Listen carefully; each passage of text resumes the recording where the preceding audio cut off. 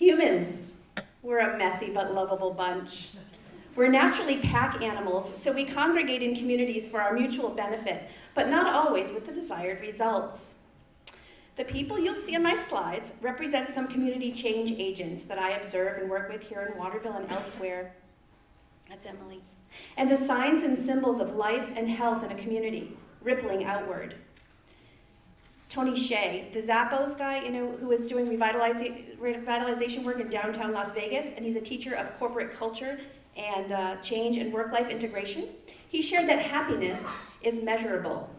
It's comprised of three basic things: perceived control, perceived progress, and connectedness, defined as the number and depth of relationships, plus being part of something bigger than yourself that gives you meaning and purpose. Simple. Everybody got that? Happiness. Then there's Khalil Gibran. In his book, The Prophet, he says your house is your larger body. It reflects your attention, your intention, and your care for yourself and your life. Doesn't it also follow that our community is our larger house? It contains and reflects back at us those same values, amplified to the collective. We absorb it and float around in it like water on our favorite lake here in inland Maine. But we don't often stop and think about it.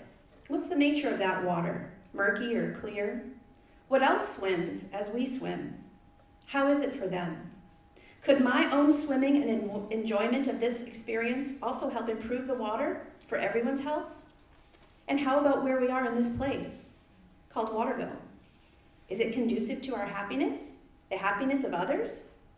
The Project for Public Spaces is a resource that takes the essence of what makes a place great and breaks it down into quantifiable data points that can be measured and tracked over time. The inner circle represents the key attributes.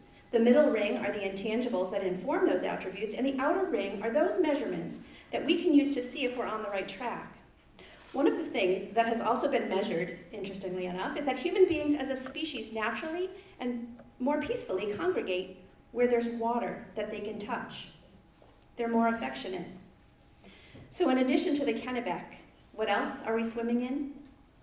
In Waterville, Maine, over half of our housing units are rental dwellings.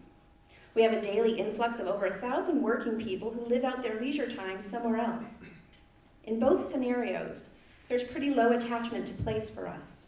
If there's low attachment from within our transient population of renters and low investment from our professionals and higher skilled workforce, and we couple that with the Centers for Disease Control Health Impact Pyramid, which cites socioeconomic factors as the greatest determinants of health, and the majority of our kids receive free and reduced lunch at school, what does that say about our community? And more importantly, what are we going to do about it? As you may have guessed, I have some ideas. Large employers might incentivize Waterville investment by offering a down payment on a house that employees buy here as a signing bonus maybe, or offer moving expenses to professionals who come to Waterville to work. Could our college students use their campus debit cards to purchase from local businesses? Smaller businesses might offer chamber gift certificates as holiday gifts or performance rewards to circulate those dollars locally. Commercial building owners could incentivize entrepreneurship by giving rent forgiveness for building improvements when our small businesses want to expand.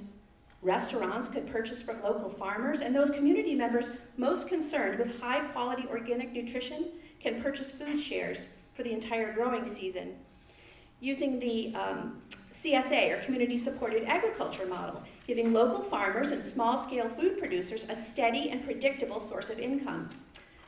Also, any Facebook user in this room can brag about their local purchase, rippling out concentric circles into their spheres of influence, that which they enjoy most about this place. Did you know that the English language has 558 emotion words and 62% of them are negative? So you want to take this one into consideration with care and practice to master it well. Every amateur or aspiring musician who is close by can animate a public space once in a while with a song. This emotional risk of vulnerability and humanity and creativity works miracles to bridge our belief of otherness toward a sense of belonging. We begin to see that there is no they. When the city provides lots of safe and pleasant places to walk, maybe fix the Spring Street intersection, Paul Bogosian, population health improves naturally. When these places also offer goods and services and amenities along the way, those places prosper. If that statistic that says a Mainer working full-time must make $16.41 an hour in order to afford a 2-bedroom apartment, could an innovative goal be to work toward this as a community of small and large businesses? Did it in Portland, just saying. There are some really bright spot examples of this nationwide that have worked to efficiently bring about more equity. One of which is the 100 Million Healthier Lives Project, woo! Thank you, which we've begun working on here in Waterville, where we're joining a worldwide movement to improve the lives of 100 million people by the year 2020 through those most preventable health detractors: access to healthy nutrition, healthy environments to walk around in, and social connections that help the health journey. Of all of the places I've lived and worked in the past 30 years, Waterville alone possesses everything it needs to get this right. And the alignment is lining up like I've never seen it before, which I want to stick around and be a part of. And I invite you to bring your dream along.